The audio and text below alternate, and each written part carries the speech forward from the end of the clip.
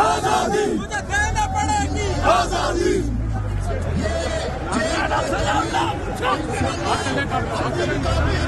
मरियम ने पुतला पाला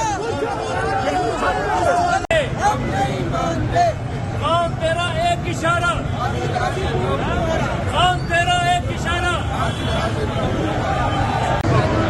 जैसा कि आप जानते हैं कि हम अपने कायद इमरान खान की कार के ऊपर बिलखुसूस जो है ओवरसीज से फ्रांस से हम यहाँ पर आज जेल भरो तहरीक में जो है साथ देने आए हैं, अपनी गिरफ्तारियाँ देने आए हैं। और मेरे साथ साथ हमारे PTI फ्रांस के सीनियर रहनुमा यासिर खान, मियां जुल्फकार सितारा, चौधरी गुलजार नगरियाल और राजा तहर भी है। इस वक्त हमारे साथ हमारे PTI रावलपिंडी के हरदिल अजीज आसिफ महमूद जो के साथ MPA भी रहे और चेयरमैन भी रहे, वो भी हैं।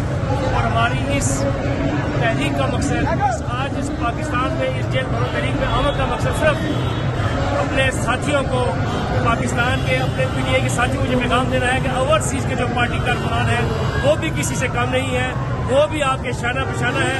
और खान साहब जब भी कॉल देंगे, जब भी उन्होंने हमें आवाज़ मारी, इंशाल्लाह हम घरों मुल्क से यहाँ पर आकर उनका साथ देंगे।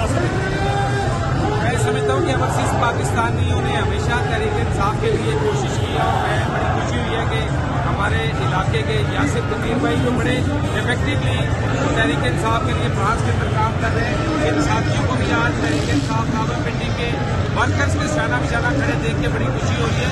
और मैं समझता हूँ कि कौम अब फैसला कर चुकी है, खौफ के घुट टूट चुके हैं और वो वक्त दूर नहीं कि जब इंशाल्लाह एक दफा फिर हमारा कायद इमरान खान प्राइम मिनिस्टर की सीट के ऊपर दोबारा बैठेंगे।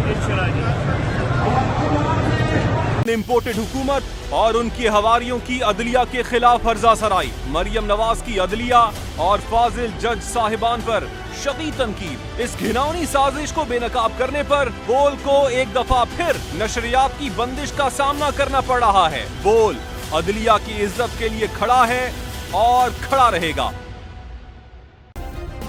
सब्सक्राइब करें और बेल दबाएं ताकि कोई खबर रह न जाए।